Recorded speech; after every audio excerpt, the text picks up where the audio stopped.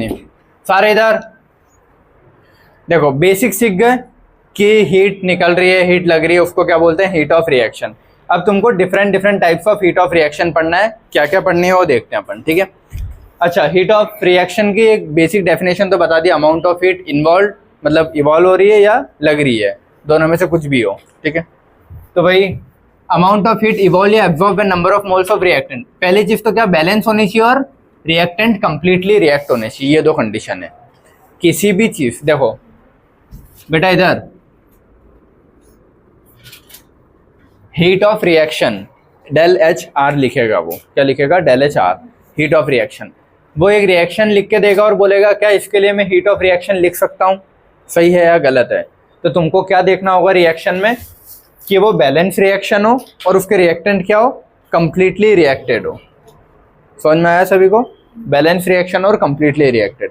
अगर reaction balance नहीं है तो उसके लिए मैं हीट ऑफ रिएक्शन नहीं लिख सकता, या फिर उसके रिएक्टेंट कंप्लीटली रिएक्टेड नहीं है तो उसके लिए मैं हीट ऑफ रिएक्शन नहीं लिख सकता। तो ये 3 एग्जाम्पल मैंने लिखे हैं।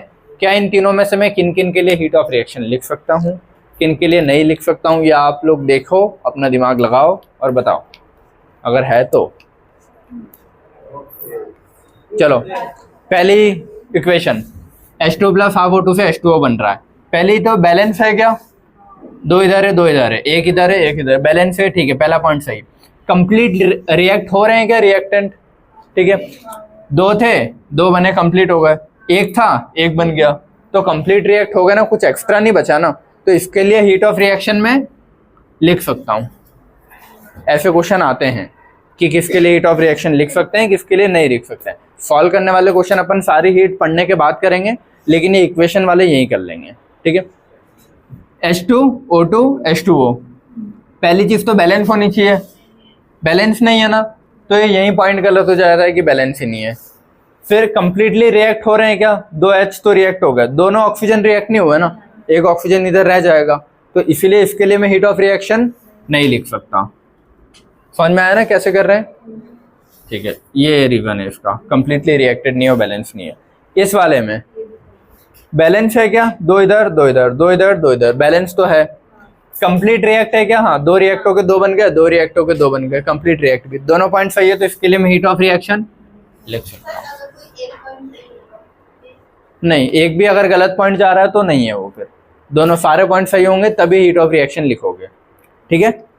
हाँ बेटा इधर, चलो समझ में आया ना कैसे। फिर यही चीज अपन यहाँ पे भी इक्वेशंस में देखेंगे, ठीक है। अच्छा सभी इधर, चलो हाँ, ये समझ में आया इतना सभी को, ठीक है। अब different different types of heat of reaction होती है कि रिएक्शन में हो क्या रहा है उसके हिसाब से नाम देते हैं। तो अच्छा, हीट ऑफ रिएक्शन कैलकुलेट कहाँ से करते हैं, बॉम्ब कैलोरीमीटर से पढ़ा था अपन ने, ठीक है। कुछ नहीं दे तो क्या बोलोगे, बॉम्ब कैलोरीमीटर, वरना कांस्टेंट प्रेशर और कांस्टेंट वॉल्यूम के अलग अलग पढ़े थे। एक बॉम्ब कैलोरीमीटर है, कॉफी कप कैलोरीमीटर, ठीक है। तो कुछ नहीं बोलेगा तो क्या बोलोगे, हीट कहाँ से मेजर करते हैं, हीट मेजर करते हैं कि हीट निकल रही है कोई रिएक्शन में या हीट लग रही है। तुम देख के तो नहीं बता पाओगे ना, तुमने देखा रिएक्शन हो रही है और तुम बता दोगे एक्सोथर्मिक है कि एंडो है।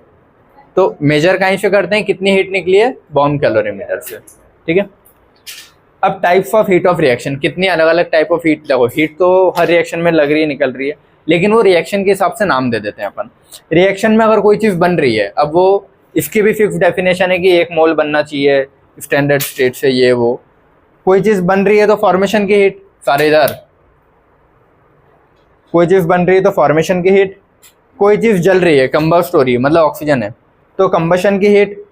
सॉल्यूशन में अगर कोई रिएक्शन है लिक्विड वाली चीज़ें तो वो पढ़ेंगे अभी ढंग से, सॉल्यूशन की हीट। न्यूट्रलाइजेशन में एसिड प्लस बेस से सॉल्ट प्लस वाटर, न्यूट्रलाइजेशन की हीट। हाइड्रोजिनेशन, हाइड्रोजिनेशन मतलब हाइड्रोजन की वाटर, आवाज, हाइड्रोजनेशन मतलब हाइड्रोजनेशन, तो हाइड्रोजन है ना वो, और हाइड्रेशन मतलब हाइड्रा मतलब वाटर, ये हाइड्रा मतलब वाटर, और ये तो हाइड्रोजन है ना पूरा, देख तो पढ़ते नहीं आता क्या पढ़ते तो सबको आता है ना। हाइड्रोजन इधर भी हाइड्रोजन है, इधर भी हाइड्रोजन है, स्पेलिंग पूरी दिख रही है ना। तो हाइड्रोजन का एशन हाइड्रोजन लगेगा इसमें, ठीक है। वाटर अगर ऐड या रिमूव कुछ चीज वाली है तो हाइड्रेशन। तो दोनों वर्ड में कंफ्यूज नहीं होना, ठीक है। इंडिविजुअल एटम्स बन रहे हैं, एटम से बन रहे हो तो एटमाइजेशन। ट्रांजिशन मतलब भाई एक फेज से दूसरे फेज में कन्वर्ट, फेज नहीं, ट्रांजिशन मतलब ये रोम्बिक डायमंड ये वाले चीजें, एलोट्रॉपिक फॉर्म वाले चेंज, ट्रांजिशन। आयनाइज हो रही तो आयनाइजेशन, प्रेसिपिटेट बन रहा है तो प्रेसिपिटेशन की हीट, और बॉन्ड टूट रहे हैं तो बॉन्ड डिसोसिएशन की हीट, ठीक है। और एक होता है फेज ट्रांसफॉर्मेशन की हीट। फेज ट्रांसफॉर्मेशन की हीट अपन वही पढ़ के आ चुके थे, फ्यूजन, वेपराइजेशन, सब्लिमेशन, सॉलिड से लिक्विड, लिक्विड से गैस, और डायरेक्ट सॉलिड से गैस, ये तीन वाले थे, याद है ना। फ्यूजन मतलब सॉलिड से लिक्विड, वेपराइजेशन मतलब लिक्विड से गैस, सब्लिमेशन मतलब सॉलिड से डायरेक्ट गैस या वेपर, है ना। तो इन तीनों की हीट फेज ट्रांसफॉर्मेशन में आती है, और ये तीनों एंडोथर्मिक होते हैं, तीनों में हीट लगती है। सॉलिड से लिक्विड बनेगा तो भी हीट देनी पड़ेगी, लिक्विड से गैस बनाने के लिए भी हीट देनी पड़ेगी, डायरेक्ट सॉलिड से गैस बनाने में भी हीट देनी पड़ रही है। तो तीनों कैसे हैं वो एंडोथर्मिक है। ये सब मोस्ट ऑफ द एक्सोथर्मिक होते हैं, है ना। तो याद रखना है ये चीज़, भूलनी नहीं है। एंडोथर्मिक है ये वाला, फेज ट्रांसफॉर्मेशन कैसा है, एंडोथर्मिक, मार्क कर लेना हो। तो बाकी सब मोस्टली सब कैसे होते हैं, ये एक्सो में आएंगे। क्लियर है, क्या हो गया डाउट क्या, ठीक है। चलो सभी इधर हीट ऑफ फॉर्मेशन। अब यहाँ से अपने को सारी टाइप की हीट पढ़नी है अलग अलग, जितनी लिखी है ना सारी। इनमें से 4-5 ही इंपॉर्टेंट है, जैसे कि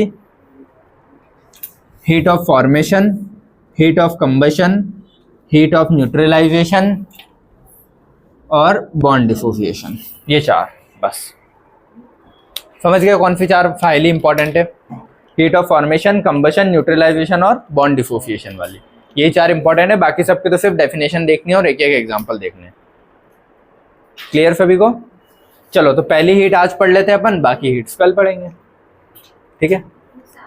हाँ कल पढ़ी जाएगी वो, ठीक है।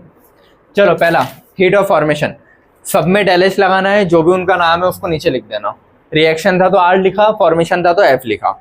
स्टैंडर्ड बोलूँगा तो ऊपर नॉट भी लगा दूंगा, ठीक है। हीट ऑफ फॉर्मेशन बोलूँ या एंथैल्पी ऑफ फॉर्मेशन बोलूँ, एक ही बात है। क्लियर है सभी को, ठीक है। अब देखो इसकी डेफिनेशन क्या होती है हीट ऑफ फॉर्मेशन की। सिंपल सा ये रूल याद रखना, फॉर्मेशन वर्ड में क्या आ रहा है, फॉर्मेशन बनना। तो रिएक्टेंट की ये प्रोडक्ट की साइड बनता है ना कोई चीज़, तो प्रोडक्ट कितना बनना चाहिए हमेशा, 1 मोल। 1 मोल प्रोडक्ट बनेगा, है पहला इसका रूल है। हीट ऑफ फॉर्मेशन देखने के लिए पहला रूल क्या है, फॉर्मेशन मतलब प्रोडक्ट, तो प्रोडक्ट कितना बनेगा 1 मोल। तो 1 मोल बनेगा, ठीक है। प्रोडक्ट लिख लेना, 1 मोल बने प्रोडक्ट, क्योंकि प्रोडक्ट ही तो बनना है, ठीक है। और प्रोडक्ट किससे बन रहे हैं, रिएक्टेंट रिएक्ट करके बन रहे हैं ना। तो रिएक्टेंट अपनी बेसिक स्टेट में होने चाहिए, बेसिक मतलब इंडिविजुअल जो है वैसे होने चाहिए, स्टैंडर्ड स्टेट में होने चाहिए, नेचुरली अकरिंग स्टेट बोलो, या फिर उसको बोलते हैं थर्मोडायनेमिकली स्टेबल स्टेट बोलते हैं, या इजीली अवेलेबल फॉर्म बोलते हैं, या इकोनॉमिक स्टेट में। ये अलग अलग वर्ड्स यूज़ कर सकता है, समझ में आया। इन फॉर्म्स में होगा, ठीक है। तो रिएक्टेंट कैसे होने चाहिए, उनके इंडिविजुअल फॉर्म में, और प्रोडक्ट कितना बनना चाहिए 1 मोल। अगर ये कंडीशन आ रही है तो क्या बोलेंगे, हीट ऑफ फॉर्मेशन लिख सकते हैं। क्लियर है, ठीक है। अब रेफरेंस स्टेट, जैसे कि ऑक्सीजन का बेसिक स्टेट क्या होता है, O2 गैसियस, कार्बन का क्या होता है कार्बन ग्रेफाइट, सल्फर का क्या होता है सल्फर का रोम्बिक, रोम्बिक होता है सल्फर का, मोनोक्लिनिक नहीं, ठीक है। इसको R से भी बना के बताया था 8, ठीक है। स्टैंडर्ड हीट ऑफ फॉर्मेशन, अच्छा। और स्टैंडर्ड अगर बोलूँ तो क्या होती है, जो स्टैंडर्ड कंडीशन में, स्टैंडर्ड इन स्टैंडर्ड कंडीशन में क्या होती है 0। Standard heat of formation in standard condition क्या होती है 0। इतना समझ में आया सभी को। अब ये कुछ एग्जांपल लिखे, इनके लिए तुमको बताना है कि किन किन के लिए मैं हीट ऑफ फॉर्मेशन लिख सकता हूँ, किन के लिए नहीं लिख सकता हूँ। पढ़े, 2 रूल याद रखोगे, 1 मोल प्रोडक्ट बनेगा और जिनसे बन रहा है वो अपने एलिमेंटल बेसिक स्टेट में होंगे। चलो क्वेश्चन करते हैं। हाँ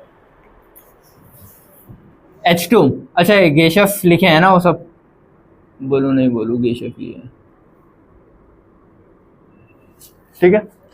H2O2 से हीट ऑफ फॉर्मेशन लिखने के लिए मुझे क्या चाहिए, 1 मोल प्रोडक्ट। यहाँ पे कितने बन रहे हैं, 2, तो इसके लिए हीट ऑफ फॉर्मेशन लिख सकता हूँ क्या, नहीं, तो इसके लिए हीट ऑफ फॉर्मेशन नहीं लिखते हैं, या तो डेल एच एफ को ऐसे लिख देना।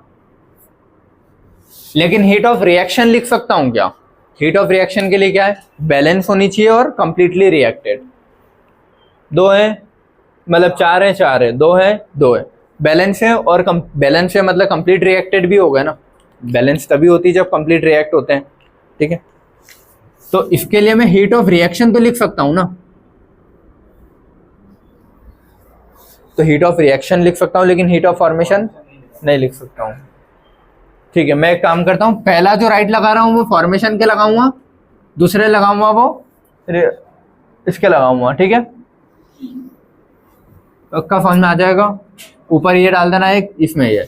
अब इसके लिए हीट ऑफ फॉर्मेशन जो पढ़ रहे हैं पहले, वो फॉर्मेशन लिख सकता हूं क्या, हाँ 1 मोल बन रहा है, जिनसे बन रहा है क्या वो अपनी एलिमेंटल स्टेट में है, हाँ ऑक्सीजन मतलब इंडिविजुअल स्टेट में है ना, हाइड्रोजन अकेला है एटम, ऑक्सीजन अकेला है इंडिविजुअल फॉर्म में, गैसियस, तो इनसे बन रहा है, तो ये सही है।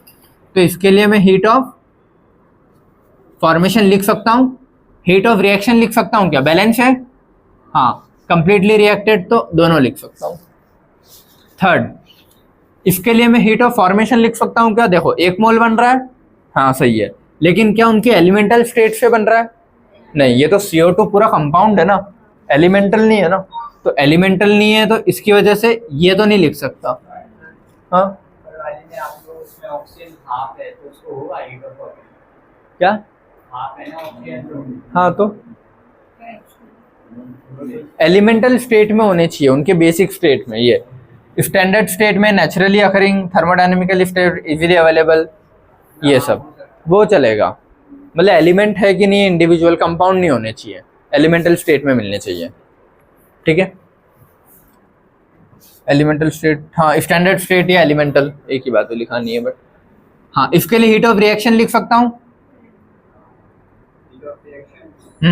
बैलेंस होनी चाहिए और कंप्लीटली रिएक्टेड होनी चाहिए, सिंपल, क्योंकि यार कोई भी रिएक्शन की हीट ऑफ रिएक्शन तो लिखेंगे, ठीक है।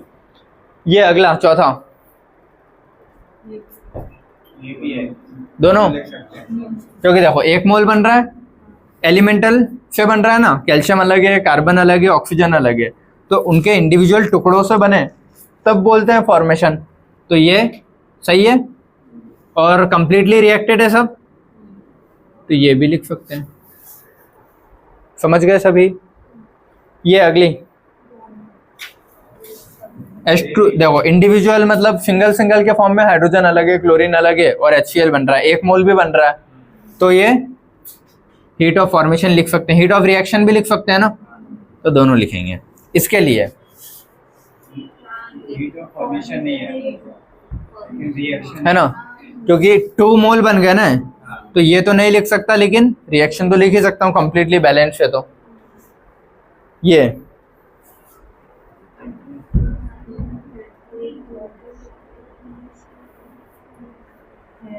हीट ऑफ फॉर्मेशन के लिए 1 मोल बन रहा है, ठीक है, उनके इंडिविजुअल बेसिक जिस फॉर्म में वो सही में ओरिजिनली मिलते हैं उसमें है सोडियम, हाँ सॉलिड में मिलता है, ब्रोमीन लिक्विड में मिलता है, ठीक है, तो इसके लिए ये लिख सकते हैं, और ये भी लिखेंगे, वो तो कोई बात ही नहीं वो लिखने की, तो ये इसके लिए 1 मोल बन रहा है, वो तो सही है, लेकिन क्या उनके बेसिक एलिमेंटल फॉर्म में, तो सोडियम तो हाँ चलो सॉलिड में होता है, मिलता है, ब्रोमीन गैसियस लिखा है ना, लेकिन फ्लोरीन और क्लोरीन गैसियस होते हैं, ब्रोमीन तो लिक्विड होता है, तो ये गलत है ना गैसियस की वजह से, तो इसका ये नहीं लिख सकते, लेकिन ये तो लिखेंगे, क्लियर है। अगला देखो 1 मोल बन रहा है ना, 1 मोल नहीं बन रहा है, 8 बन रहा है, तो ये यही बात खत्म हो गई, ठीक है, और बैलेंस है क्या, तो ये तो आएगा, है ना,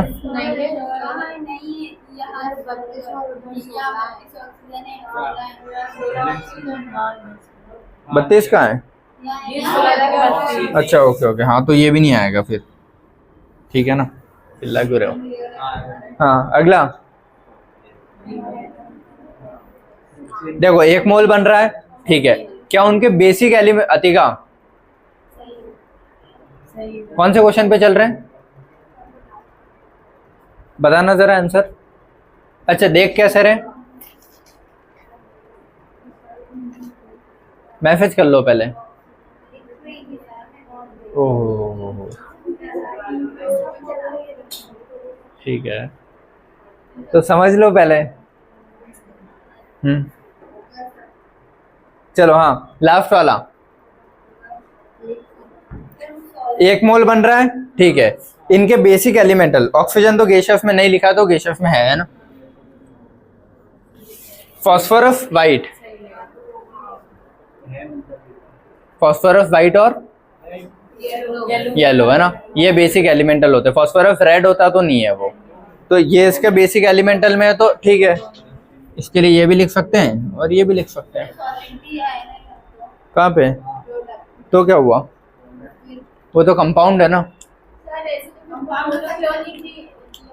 कहाँ दिया है सल्फर का? पहली स्टेप क्या देख रहे हैं, 1 मोल बनना चाहिए। 1 मोल नहीं बन रहा है, बात ही खत्म। अगर 1 मोल बन रहा होता और फिर ये देखता सेकंड, मतलब कोई भी एक चीज देखो, कोई भी एक चीज नहीं मिल रही है तो बात ही खत्म, नहीं लिख सकते।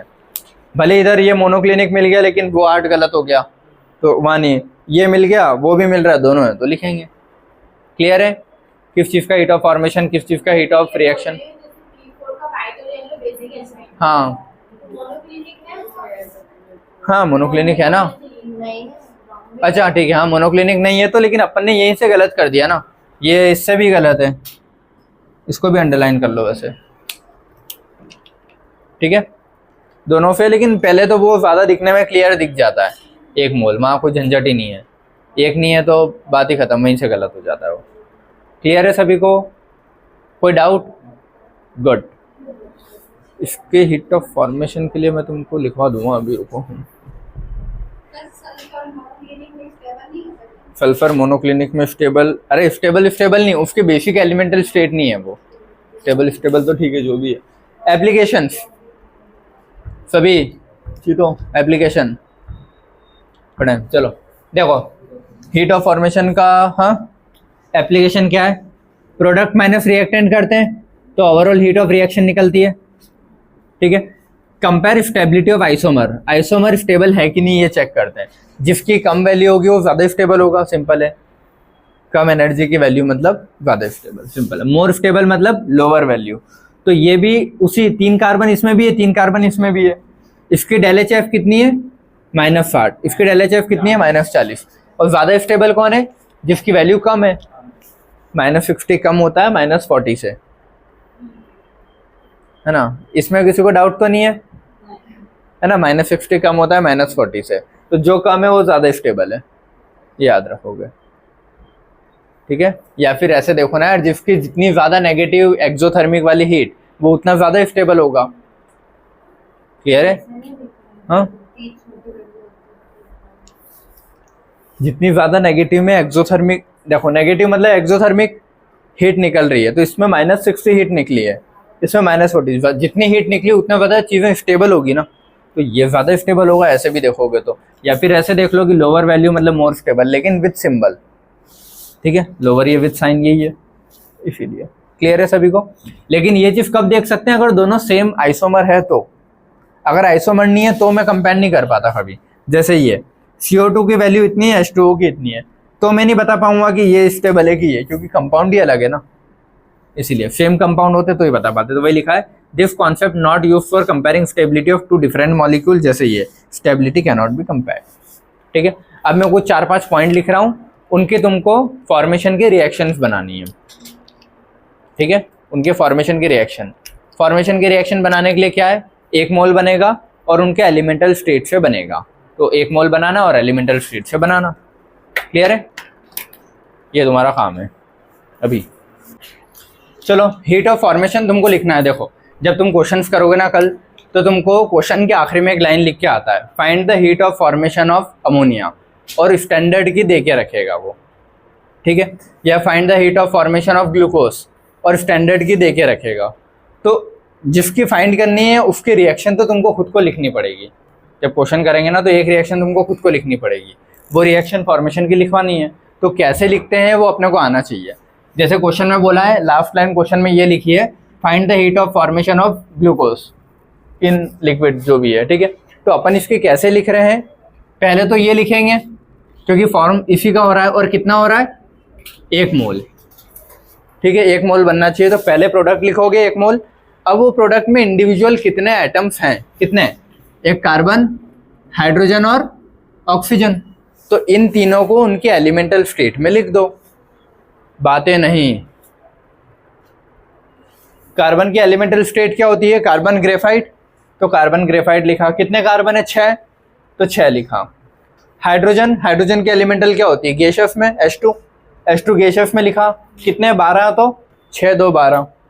ऑक्सीजन, ऑक्सीजन की बेसिक क्या होती है, गैसियस O2, तो O2 गैसियस, कितने उधर, 6, तो यहाँ 3 2 6।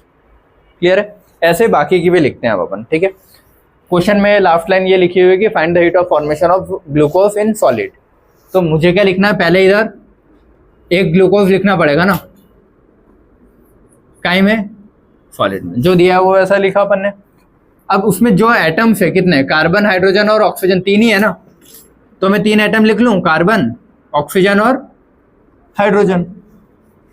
O2 और H2 होता है ये गैसियस में, इनके बेसिक एलिमेंटल स्टेट। कार्बन काई में होता है, ग्रेफाइट में, ये याद रखना है ना, कार्बन ग्रेफाइट में ही लिखते हैं अपन हमेशा एलिमेंटल उसका। कार्बन डायमंड लिखा है तो वो गलत है, ठीक है। जैसे हाँ, अगर इसमें मैं एक रिएक्शन और जोड़ ही देता हूँ, carbon diamond plus O2, that will give CO2। चलो, हाँ, कितने कार्बन है, 6, कितने ऑक्सीजन है, 6, कितने हाइड्रोजन है, 12 है, तो 6। अब ये क्या है, सुक्रोज है ना, नहीं पता तो लिख लो ना, सुक्रोज है। फॉर्मेशन ऑफ सुक्रोज लिखना है तो पहले सुक्रोज को फॉर्म करवा दूं। ये कितना, 1 मोल, उसका एलिमेंट में क्या क्या आ रहे हैं, कार्बन, हाइड्रोजन, ऑक्सीजन। तो इधर मेरे को क्या लिखना पड़ेगा, कार्बन, हाइड्रोजन और ऑक्सीजन, H2, और ये कहीं में होता है, ग्रेफाइट में। समझ में आया ना सभी को, उनके एलिमेंटल स्टेट में लिख दिए। अब कितने हैं, बैलेंस कर लूँगा। अच्छा, ऐसा हो गया, ये लो, कार्बन 12, तो 12, ठीक है। हाइड्रोजन 22 है तो यहाँ 11। ऑक्सीजन कितने, 11 है तो ये 11/2 होगा ना, ठीक है। ये लिखते आता है ना सबको। CO2, heat of formation of CO2 find करना है, तो CO2 का फॉर्मेशन करवाना है ना, तो CO2 फॉर्म करवा दूं, गैसियस में दिए तो गैसियस में, और 1 मोल, एलिमेंट कितने, कार्बन और ऑक्सीजन ही है ना बस उसमें, तो कार्बन प्लस ऑक्सीजन, हाँ, तो कार्बन ग्रेफाइट के फॉर्म में और ऑक्सीजन गैसियस फॉर्म में, और सही है। अब क्लियर है। फॉर्मेशन ऑफ वाटर, तो फॉर्मेशन ऑफ वाटर करवाना है तो क्या है, वाटर लिखूंगा पहले, लिक्विड है तो लिक्विड में लिखा 1 मोल। वाटर में क्या क्या आता है, हाइड्रोजन प्लस ऑक्सीजन, H2 2 है ना, तो H2 गैसियस, और O2 भी O2 के फॉर्म में ही होगा, लेकिन उधर कितना है, 1 है तो हाफ। समझ में आया ना कैसे रिएक्शन लिखते हैं, क्या नहीं, वो नेसेंट ऑक्सीजन हो जाती है, उसमें कभी मिलते नहीं हो।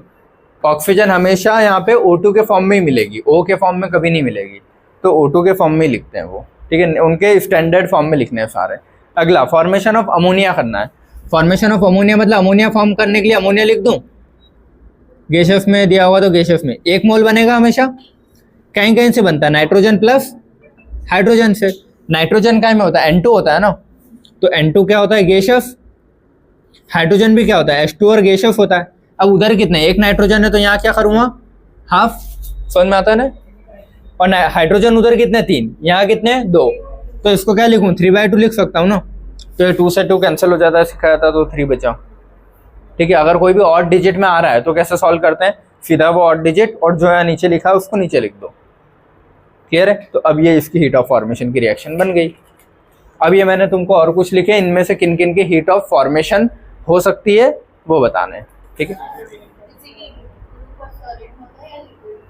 वो जिसमें क्वेश्चन में देगा, जैसे जो मार्केट से लाते हैं सॉलिड, खून में लिक्विड, जैसे भी है तुम मानो यार, क्वेश्चन में जो देगा वो लिख देना है बस। रिएक्शन तो सेम ही आई ना, बस ये यहाँ लिखने में फ़र्क आया है बस। लेकिन अगर वो लिख के देता है कि सॉलिड ग्लूकोज का फॉर्मेशन करो तो भी वैसे ही लिखेंगे, लिक्विड का करो तो भी वैसे लिखेंगे, ऐसा। तो उससे कन्फ्यूजन नहीं होना है कि अलग अलग है तो क्या करें, ठीक है। ये मत कर देना कि उधर कोई चीज़ लिक्विड में तो इधर भी इनको लिक्विड लिक्विड में कर दिया, ये गलती नहीं करना। उधर इनको एलिमेंटल में ही रखोगे, भले उधर सॉलिड बने, लिक्विड बने, गैसियस बने, एलिमेंटल में रहेंगे वो, ठीक है। ये गलती नहीं करना है तुम लोगों को, है ना। समझ में आया ना क्या नहीं करना है? गुड। इनमें से किन किन की बनेगी? गुड, ठीक है। हाँ, इसकी हीट ऑफ फॉर्मेशन देखो, 1 मोल प्रोडक्ट बनना चाहिए ना। यहाँ तो टूट गई है, जो फॉर्मेशन का है ये तो डिसोसिएशन हो गया ना। हाँ, मतलब डिसोसिएशन होगा, और इधर भी इंडिविजुअल वाला नहीं है, तो ये तो एकदम ही पूरी गलत ही है, ठीक है। ये 1 मोल बनना चाहिए, हाँ उनके बेसिक से बनना चाहिए, लेकिन ये गड़बड़ हो गया ना। इंडिविजुअल कार्बन अलग होना चाहिए था, ऑक्सीजन अलग होना चाहिए था। इधर 1 मोल बनना चाहिए और उनके बेसिक से बनना चाहिए, तो ये तो क्या ही बेसिक, ये गलत, ठीक है। 1 मोल बनना चाहिए, ठीक है। ऑक्सीजन बेसिक है, ये बेसिक है क्या, मतलब उसका एलिमेंटल डायमंड है ये, तो इसमें भी नहीं। ग्रेफाइट होता तो वो सही था। समझ में आया ना। पता है मैंने जब पढ़ा था मेरे टाइम पे ड्रॉप में, मेरे को रिएक्शन समझ में नहीं आती थी। सही लगता था कि यार कार्बन है, ऑक्सीजन है और CO2 है, क्या दिक्कत हो रही है फिर रिएक्शन में, सब तो सही दे रखा है। और ग्रेफाइट को मान रहे हैं, डायमंड को नहीं मान रहे हैं, क्यों?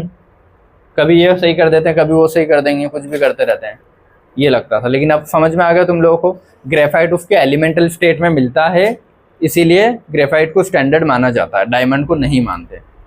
तो वो ऐसे ही है, तो ये इस फॉर्म में नहीं रहेगा स्टैंडर्ड में, तो इसीलिए क्रॉस है। ये वाला 1 मोल बन रहा है लेकिन इंडिविजुअल नहीं है ना, ये भी गलत। तो फाइनली कंक्लूजन क्या याद रखना है? प्रोडक्ट हमेशा क्या बनने चाहिए सारे, इधर हीट ऑफ फॉर्मेशन लिखने के लिए कंक्लूजन, प्रोडक्ट हमेशा क्या बनने चाहिए? 1 मोल। सिंगल प्रोडक्ट बनना चाहिए, एक से ज़्यादा प्रोडक्ट भी नहीं बनने चाहिए। कितने? सिंगल प्रोडक्ट, हमेशा प्रोडक्ट एक ही बनेगा जो बनेगा, ठीक है। ऐसा नहीं कि 2-3 बन गए, जैसे यहाँ 2 बन गए, यहाँ 2, तो अगर 2 कोई चीज़ बन रही है तो वो उसमें नहीं आता फिर, ठीक है। हमेशा क्या रहेंगे? एक ही प्रोडक्ट बनेगा, सिंगल प्रोडक्ट। और reactant must be in standard या इंडिविजुअल स्टेट्स, समझ गए?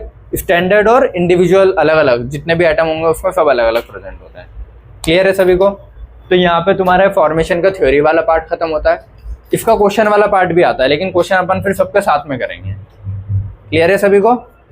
चलो, तो ये वाला लेक्चर यहीं पे एंड करते हैं। कल इसकी थ्योरी वाला पार्ट कंटिन्यू करके इसको क्वेश्चन करके ये पार्ट खत्म करेंगे, है ना। और आखिरी में, अच्छा इसी में एक ये भी लिख लो, एक पॉइंट लिखो यहाँ पे, हेफ्स लॉ। हेफ्स लॉ इसी का पार्ट है। क्या लिखोगे? हेफ्स लॉ। सुन लो, बाद में लिखवा दूंगा मैं। ए से अगर कोई बी बन रहा है तो ए से सी, ए से डी और डी से बी। अगर इसकी हीट लग रही है डेल H1, इसकी हीट लग रही है डेल H2, इसकी लग रही है डेल H3, इसकी लग रही है डेल H4, तो वहाँ पे लिखना del H1 is equal to del H2 plus del H3 plus del H4। Hess's law कुछ नहीं है, उसने बोला था कि अगर कोई चीज़ से कोई प्रोडक्ट बन रहा है तो वो डायरेक्ट बने, उसमें जितनी हीट निकलेगी वो बराबर होगी, चाहे वो छोटे छोटे टुकड़े स्टेप्स में बने। ए से बी, बी से सी से डी, डी से बी करके बने, तो ये तीनों हीट को मिला दूंगा तो ये समझ में आया ना सभी को? यही तुम्हारा हेफ्स लॉ है। हाँ, यहाँ से यहाँ तक में जो हीट निकल रही है वो हीट किसके बराबर होगी? अब वो कितने भी छोटे छोटे स्मॉल स्टेप्स में आए, उन सब स्मॉल स्टेप्स की हीट को जोड़ दूंगा, तो वही लिखा है डेल H1 किसके बराबर होगा? इन तीनों हीट को जोड़ दो। समझ में आया? हाँ, चलो सभी इधर है ना। तो यहाँ पे ये वाला पार्ट अपन एंड करते हैं, कल इसका कंटिन्यू करके और इस चैप्टर को खत्म करेंगे, ठीक है। चलो, थैंक यू सो मच। चलो, गुड आफ्टरनून एवरीवन। देखो कल अपन ने हीट ऑफ रिएक्शन पढ़ा था और हीट ऑफ फॉर्मेशन पढ़ा था, ये तो अच्छे समझ में आ गए थे ना। चार ही हीट है जो अपने को ज्यादा इंपॉर्टेंट पढ़नी है, heat of formation, heat of combustion, heat of neutralisation और बॉन्ड एंथैल्पी वाला पार्ट, बॉन्ड डिफ्यूजन एनर्जी। चार ही हैं जिनको थोड़ा ज्यादा पढ़ना है, बाकी सबकी सिर्फ डेफिनेशन है। जितने लिखी थी ना अपन ने 11-12 उस दिन कल ही, तो उनमें से चार ही पढ़नी है, बाकी सबकी सिर्फ डेफिनेशन आती है। तो चार में से ये कौन सा चल रहा है? दूसरा, ठीक है। दो और बचे हैं अभी ऐसे बड़े वाले, ठीक है। उसके बाद फिर छोटे छोटे हैं। चलो, तो हीट ऑफ कंबशन नाम से समझ में आ रहा है, कंबशन रिएक्शन हो रही होगी, कोई भी रिएक्शन में हीट लग रही है निकल रही जो भी है उसको उसके रिएक्शन की हीट बोलते हैं। कंबशन की रिएक्शन में हीट लग रही है निकल रही होगी तो उसको क्या बोलते हैं? कंबशन की हीट, ठीक है। अब कंबशन रिएक्शन में हमेशा हीट क्या होगा? लगेगी, निकलेगी?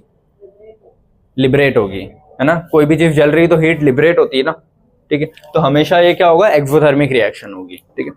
अब जब भी इसकी अपन टोटल हीट कैलकुलेट करते हैं ना, डेल एच, टोटल हीट नहीं, चेंज, तो इसमें चेंज कैसे कैलकुलेट करते हैं? Reactant minus product. दो ही ऐसी चीज है जिसमें रिएक्टेंट माइनस प्रोडक्ट करते हैं, बाकी सब में प्रोडक्ट माइनस रिएक्टेंट करते हैं हीट के लिए, ठीक है। दो कौन कौन सी है? एक तो कंबशन वाले में करते हैं रिएक्टेंट माइनस प्रोडक्ट, एक बॉन्ड डिसोसिएशन एनर्जी जब आएगा, बॉन्ड एंथैल्पी, उसमें भी यही करते हैं, रिएक्टेंट माइनस प्रोडक्ट। बाकी सारी एंथैल्पीज के लिए क्या करते हैं अपन? प्रोडक्ट माइनस रिएक्टेंट, ठीक है। तो और होता क्या, देखो हीट ऑफ कंबशन का मतलब है एक मोल कोई भी चीज, एक मोल क्या बोल रहा हूं मैं? कोई भी चीज को जलाने के लिए एक्सिस ऑफ ऑक्सीजन में, है ना।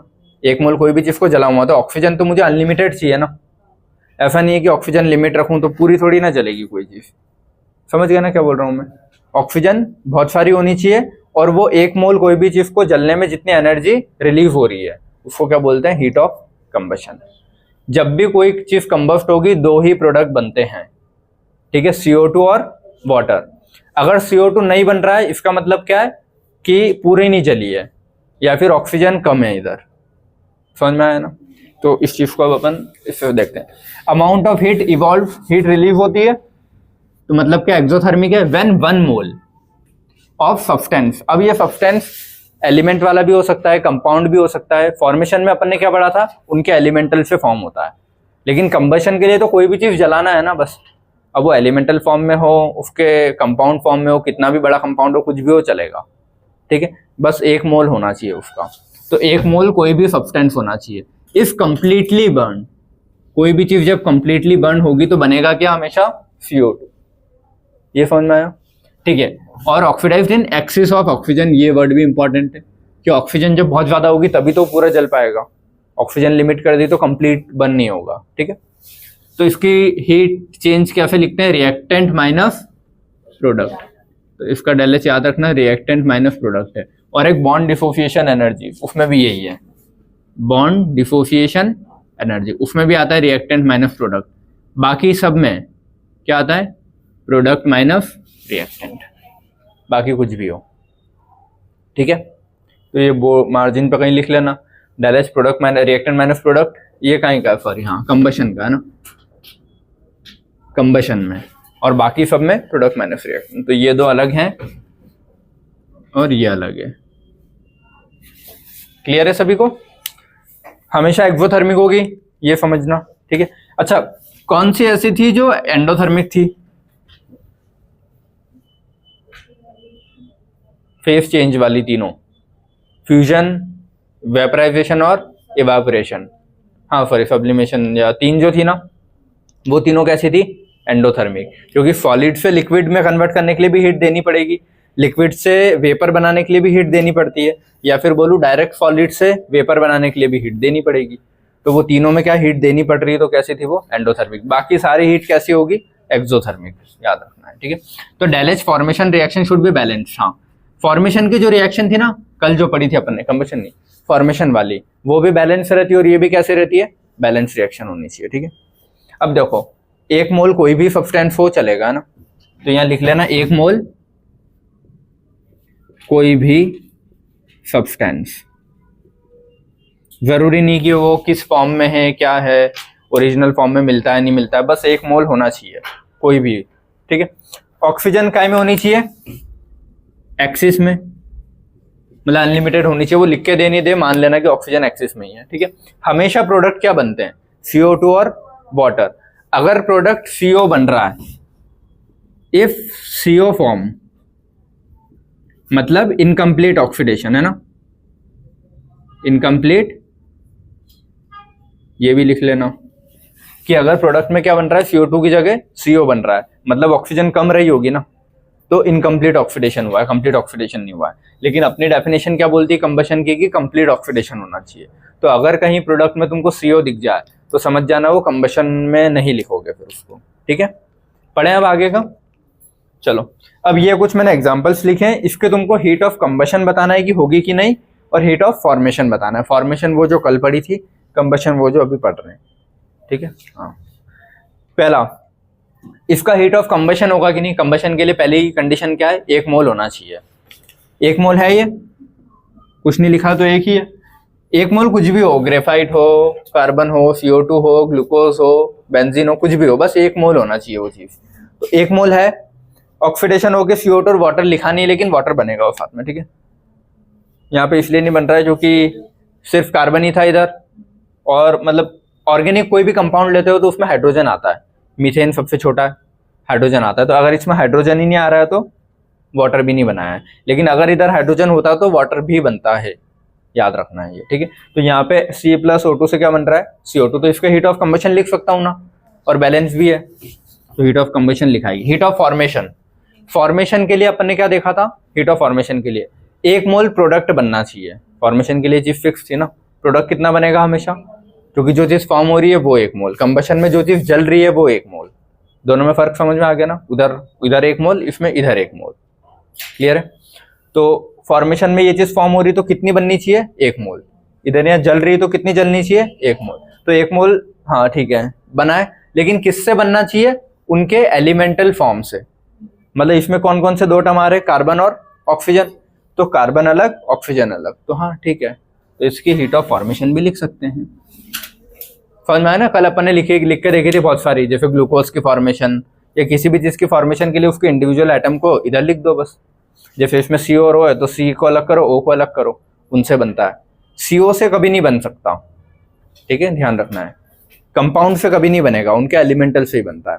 सेकंड के लिए हीट ऑफ कंबशन लिखूंगा क्या मैं, हीट ऑफ कंबशन के लिए पॉइंट क्या है, जो चीज कंबस्ट हो रही है, जल रही है, वो कितना होना चाहिए, 1 मोल। तो क्या है, 1 मोल है, हाँ 1 मोल है, ठीक है।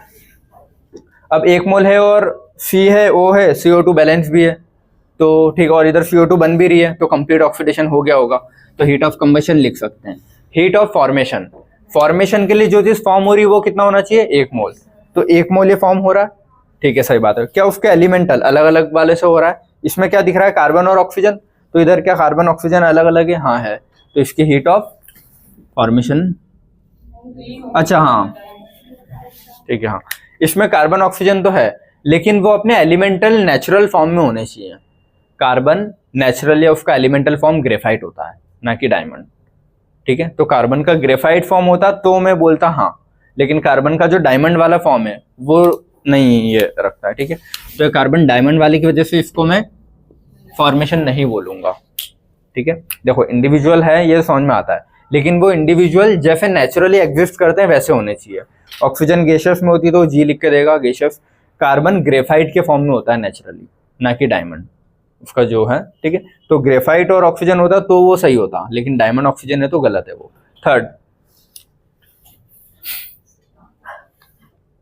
थर्ड मान लो मैंने चलो ग्रेफाइट लिख लिया, ये लो कार्बन, वैसे उसमें बुक में एस लिखा था सॉलिड, सॉलिड मतलब कुछ भी ले, वो ग्रेफाइट ले, डायमंड ले, कुछ भी ले। इसके लिए हीट ऑफ कंबशन लिख सकता हूं क्या, नहीं ना, क्योंकि देखो कंबशन के लिए होना क्या चाहिए, 1 मोल जलना चाहिए, तो ठीक है 1 मोल है, कुछ नहीं दिया है तो 1 मोल जल तो रहा है, लेकिन जल के हमेशा क्या बनेगा, CO2, यहाँ क्या बन रहा है, CO। इसका मतलब क्या है, इनकम्प्लीट ऑक्सीडेशन होगा। इनकम्प्लीट ऑक्सीडेशन कब होगा, जब ऑक्सीजन कम होगी, ज्यादा नहीं होगी, ऐसा। तो इसमें रीजन लिख लेना कि ये, तो इसका मतलब क्या समझोगे, इनकम्प्लीट ऑक्सीडेशन या फिर लेस ऑक्सीजन, समझ गए ना। तो ये नहीं लिख सकते। क्या इसका फॉर्मेशन लिख सकता हूं, 1 मोल कोई भी चीज फॉर्म होनी चाहिए, तो हाँ 1 मोल फॉर्म हो रही है, क्या उसके एलिमेंटल से हो रही है, कार्बन और ऑक्सीजन, ऑक्सीजन गैसियस फॉर्म में ही है, और कार्बन कार्बन फॉर्म में। कुछ नहीं दे तो अपन ग्रेफाइट मानेंगे, कुछ नहीं देगा तो मैं ग्रेफाइट ही मान के चल रहा हूँ, ठीक है। तो इसका ये मैं लिख सकता हूँ, ठीक है। अगला, इसके लिए क्या मैं कंबशन लिख सकता हूँ? कंबशन के लिए मुझे क्या है, 1 मोल जलानी है कोई भी चीज, तो 1 मोल जला रहा हूँ, कोई भी चीज हो फिर वो, ठीक है। तो हाँ 1 मोल जला रहा हूँ। क्या CO2 बन रही है? हाँ बन रही है, तो बस ठीक है, इसके लिए मैं कंबशन लिख सकता हूँ। समझ में आना है? ठीक है। क्या इसके लिए फॉर्मेशन लिख सकता हूँ? जो चीज फॉर्म हो रही है वो 1 मोल होनी चाहिए, हाँ ठीक है, लेकिन वो अपने इंडिविजुअल स्टेट में होनी चाहिए। ये तो CO हो गया ना, कार्बन अलग होना चाहिए, ऑक्सीजन अलग, और उसमें भी कार्बन ग्रेफाइट में होना चाहिए, ऑक्सीजन गैसियस में होना चाहिए। तो यहाँ पे इस चीज की वजह से ये मैं नहीं लिख सकता। समझ में आया? अगला, CH4 और O2, CO2 और वाटर। तो इसके लिए क्या मैं हीट ऑफ कंबशन लिख सकता हूँ? जो चीज जल रही है वो 1 मोल होनी चाहिए, तो हाँ 1 मोल है, ठीक है। और बन CO2 और वाटर रहा है, हाँ तो क्यों नहीं, तो उससे कोई फर्क थोड़ी पड़ेगा। जो चीज जल रही है वो 1 मोल होना चाहिए, बाकी कोई कितने भी हो मुझे उससे फर्क नहीं। ऑक्सीजन हो सकता है 10 हो 20 हो, उससे कोई मतलब नहीं है।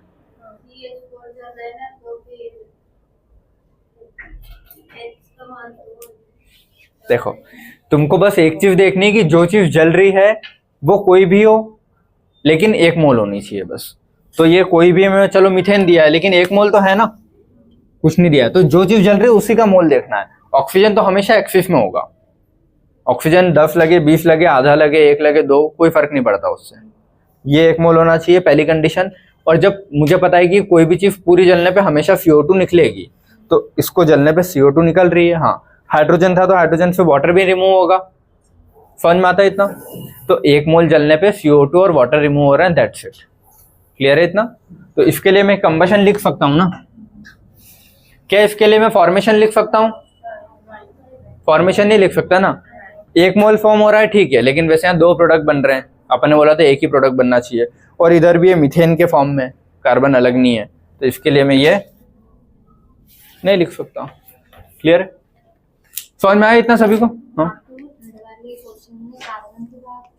एस सॉलिड, हाँ बुक में ऐसे ही लिखा था इसीलिए ऐसा लिख दिया मैंने, ठीक है। और कुछ नहीं मानेगा तो ग्रेफाइट मानेंगे अपन, कुछ भी नहीं देता ना, जैसे O2 के नीचे उसने कुछ नहीं लिखा तो मैं O2 को लिक्विड या सॉलिड थोड़ी ना मानूंगा, गैस में होता है तो गैस ही मानूंगा। तो वैसे कार्बन ओरिजिनली काय में दिखता है? ग्रेफाइट, तो ग्रेफाइट ही मानूंगा अगर कुछ भी नहीं लिखा है तो। अगर डायमंड लिखता तो फिर डायमंड के हिसाब से करता, ठीक है। चलो अब जब क्वेश्चन सॉल्व करना आएगा ना, ये तो डायरेक्ट क्वेश्चन आते हैं तो ठीक है, लेकिन जब इसके ऐसे क्वेश्चन आएंगे कि 1-2 हाफ रिएक्शन दिए और फिर ये बोला है कि फॉर्मेशन सॉरी हाँ कंबशन हो रहा है ग्लूकोज का, तो उसके चेंज इन एंथैल्पी बताओ, तो तुमको कंबशन ऑफ ग्लूकोज की रिएक्शन लिखनी पड़ेगी। जैसे कल लिखना सीखी थी फॉर्मेशन की रिएक्शंस, तो फॉर्मेशन की रिएक्शन में क्या करते थे, जो चीज फॉर्म करवानी वो इधर लिखी, एरो मार्क किया, और जिन जिन चीजों से वो बना है उनको अलग अलग करके इधर लिख दिया और बैलेंस कर दी, तो फॉर्मेशन की रिएक्शन आ गई। अब कंबशन की रिएक्शन में क्या करेंगे, जिस चीज का कंबशन होगा मतलब जो चीज जलेगी उसको लिखो, कंबशन के लिए ऑक्सीजन लिखो, और हमेशा क्या बनेगा, जो रिएक्टेंट में अगर हाइड्रोजन है तो वाटर भी बना देना, वरना CO2 तो बनेगा ही। तो लिखना शुरू करें सारे इधर ये, ठीक है। अच्छा ये एक बार वहां पे फिर लिख लूंगा, क्या ये है, छोड़ो। इधर देखो कंबशन किसका हो रहा है, ये वो क्वेश्चन में देगा कि ग्लूकोज का कंबशन, इसका उसका जो भी है, तो इसने बोला कहीं का ग्लूकोज का कंबशन हो रहा है, ठीक है। वो लिक्विड सॉलिड से फर्क नहीं पड़ता, कुछ भी लिखे, कंबशन मतलब ऑक्सीजन तो होगी ना, और बनेगा क्या, कार्बन है और हाइड्रोजन है, तो CO2 और वाटर ही बनता है हमेशा। कंबशन में हमेशा क्या बनेगा, CO2 और वाटर। वाटर इधर हाइड्रोजन हो तभी बनाना, जैसे यहाँ हाइड्रोजन नहीं था तो वाटर नहीं बनाया था, यहाँ तो कार्बन हाइड्रोजन दोनों है तो CO2 वाटर दोनों बनेगा। अब इसको क्या करना है, बस बैलेंस करना है। कार्बन कितने यहाँ पे 6, तो यहाँ पे कितने होंगे 6। उसके बाद क्या देखोगे, हाइड्रोजन इधर कितने 12, इधर कितने, तो 6 2 12। अब ऑक्सीजन देखेंगे, इधर कितने 6 और 2 8, तो इधर 8 ऑक्सीजन है, इधर कितने 6 2 12 और 6 कितने 18। तो कम किधर है, इधर है ना, कितने कम है 10, 6 2 8, ठीक है हाँ। इधर कितने कम है 10, तो 10 और मुझे अगर इधर बढ़ाने हैं तो क्या करना पड़ेगा, है ना, समझ गए। तो 6 2 12 और 6 18, और इधर 18 थे, क्लियर है? ठीक है। अब ग्लूकोज के लिक्विड में हो चाहे सॉलिड में हो, रिएक्शन तो रिएक्शन ही रहेगी ना, ठीक है, तो उससे कोई फर्क नहीं पड़ता। तो सेम रिएक्शन नीचे वाले के लिए कॉपी पेस्ट कर दूं मैं, C6H12O6, बस ये F में लिख देना, ठीक है। फिर plus 6O2 that will give 6CO2 plus 6H2। तो ये इसकी कहीं की कंबशन की रिएक्शन हुई। अब वो क्वेश्चन में क्या लिख के देगा, अगला क्वेश्चन तुमको, find the change in enthalpy of for combustion of sucrose, इतना लिख के देगा। तो सुक्रोज का फॉर्मूला तुमको पता होना चाहिए। सुक्रोज का कंबशन कैसे करेंगे बेटा, बैठे बैठे सो मत, ठीक है। सुक्रोज देना है, चलो सुक्रोज का कंबशन लिखें, C12H22O11 प्लस O2 क्या बनेगा, CO2 प्लस वाटर। अब बैलेंस करना है, 12 है तो यहां भी कितने लिखूंगा मैं, 12। फिर हाइड्रोजन 22 है तो यहाँ कितने, 11। इधर ऑक्सीजन कितने हैं, 12 तो 24 और 11, 24 और 11 कितना होता है, 24 और 11, हाँ 35, ठीक है। तो उधर कितने 35 है, इधर कितने हैं 11 और 2 12, 13 और 35 सब बेकार है अपन, 2 22, हाँ हाँ मतलब 22 और चाहिए मुझे इधर, ठीक है। अब 22 और चाहिए तो क्या करूं यहाँ पे मैं, 11 का मल्टीप्लाई है 22/2, ठीक है, एक ही बात है। तो अब हो गया बैलेंस है, तो ये मेरी कंबशन की रिएक्शन हो गई, ठीक है। अब अगर वो कार्बन बोले कि कार्बन का कंबशन हो रहा है तो सीधा मुझे क्या लिखना है, बस कार्बन प्लस ऑक्सीजन। तो कार्बन सॉलिड कुछ नहीं दिया तो प्लस ऑक्सीजन क्या बनेगा, CO2। तो 2 है, नहीं हुई, ठीक है, ठीक है। 12 तो 24, 24 और 11, 24 25, 25 35, ठीक है, अब हो गया, कोई बात नहीं, ठीक है। बैलेंसिंग तुम लोग सही कर लेना, ठीक है। हाइड्रोजन, हाइड्रोजन का क्या करवाना है, कंबशन, कंबशन मतलब ऑक्सीजन यूज होगा साथ में।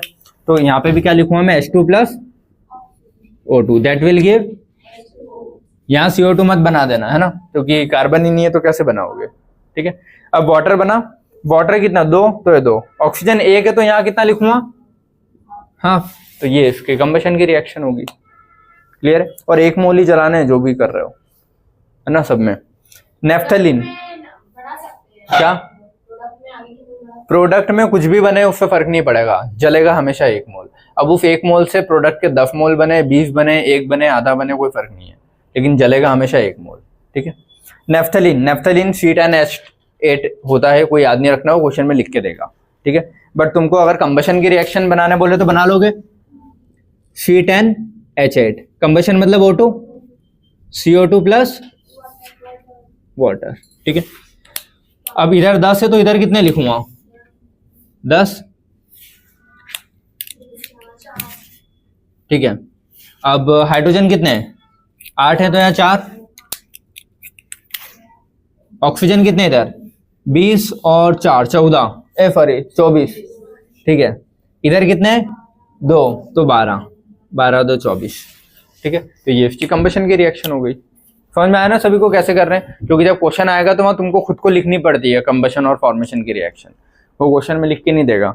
बेंजीन की, और यही क्वेश्चन आते हैं जो लिखे हैं, बेंजीन की कंबशन मतलब C6H6 प्लस O2, यहाँ CO2 वाटर दोनों बनेगा क्योंकि दोनों है यहाँ कार्बन और हाइड्रोजन, हाँ।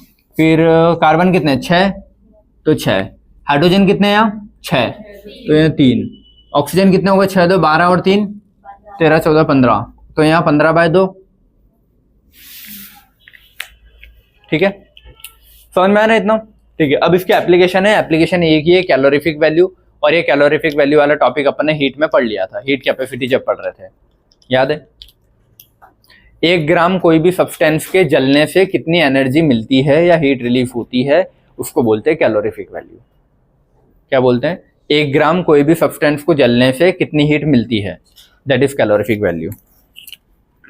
Amount of heat evolved, heat मिलती है या एनर्जी मिलती है कितने को, 1 ग्राम कोई भी सब्सटेंस को जलाने पे, अब वो 1 ग्राम खाना हो, फ्यूल हो, कुछ भी हो, लकड़ी हो, कुछ भी, ठीक है, कंप्लीटली बर्न, ये भी 1 ग्राम कंप्लीटली बर्न करने पे जितनी हीट मिलती है उसको क्या बोलते हैं, उसकी कैलोरीफिक वैल्यू। ठीक है, कैलोरीफिक वैल्यू CV। अगर निकालना हो किसी भी चीज का तो जो उसका डेल एच होता है ना रिएक्शन का, डिवाइड कर दो उसके मॉलिक्यूलर वेट से, तो तुम्हारी 1 ग्राम की कैलोरीफिक वैल्यू आ जाती है। ठीक है, हाइड्रोजन की, हाँ अगर थ्योरेटिकल पॉइंट है याद रख लेना, हाइड्रोजन की सबसे हाईएस्ट कैलोरीफिक वैल्यू होती है, लेकिन वो डोमेस्टिक फ्यूल में यूज नहीं होता। पेट्रोल यूज करते हैं ना अपन तो एनर्जी के लिए, हाइड्रोजन के देखें नहीं, लेकिन कहीं कहीं शायद कहीं यूज होते होंगे, ऐसा नहीं देखे। हाइड्रोजन फ्यूल एक बार गूगल करना, कहीं कहीं कुछ कुछ चीज़ों में मिल जाएगा, पढ़ा रहने दो। हाँ ठीक है, हाँ हाइड्रोजन के हाईएस्ट कैलोरीफिक वैल्यू है, याद रखोगे, लेकिन वो डोमेस्टिक फ्यूल में यूज नहीं होता। गाड़ियों में देखो, वो बीच में चला था ना कि पानी से गाड़ी चलना, देखे ऐसे बीच में कहीं के एक्सपेरिमेंट आते रहते हैं कि पानी से गाड़ी चलाई, इससे गाड़ी चलाई, तो उससे क्या एनर्जी मिल रही है ना बस। तो या तो हाइड्रोजन से एनर्जी सिर्फ हाइड्रोजन देके, या फिर पानी से या पेट्रोल से, डीजल से, तो ऐसे हाइड्रोजन से भी चल सकते हैं, लेकिन जो भी कुछ रीजन रहते होंगे तो डोमेस्टिक पर्पस में उसको यूज नहीं करते हैं। ठीक है, शायद एरोस्पेस में करते हैं हाइड्रोजन का, मुझे श्योर नहीं है बेटा, अब ये नहीं पता भाई, अपनी गाड़ियां नहीं चलती, वो इंजन भी तो सपोर्ट करना चाहिए वैसा। देखो एनर्जी हर चीज से निकाल सकते हैं, पानी के भी बॉन्ड है तो उसको तोड़ के एनर्जी तो मिलती है, तो उसके लिए वैसा इंजन भी होना चाहिए। अपना इंजन किसके लिए बना है, पेट्रोल और डीजल के लिए, तो पेट्रोल डीजल पे ही काम करेगा।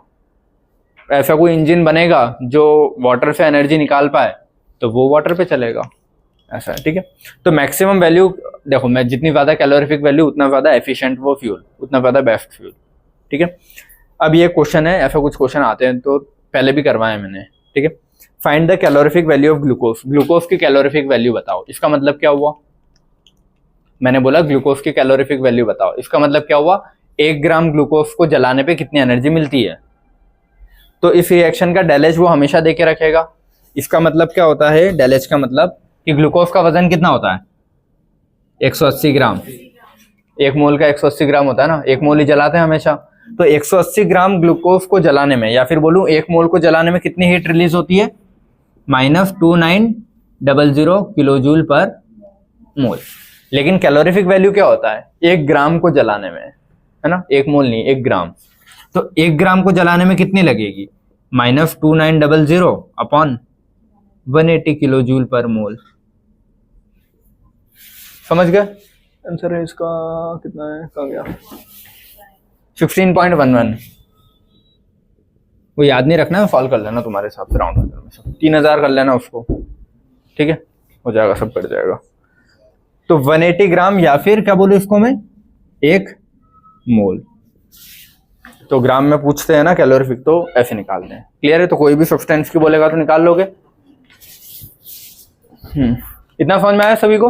अब इसके जो क्वेश्चन है ना वो अपन साथ में करेंगे सारे, फॉर्मेशन, कंबशन। ठीक है, तो अब कंबशन पढ़ लिया, अब नेक्स्ट वाला पढ़ते हैं अपन, सॉल्यूशन या फिर न्यूट्रलाइजेशन वाला, देखते हैं।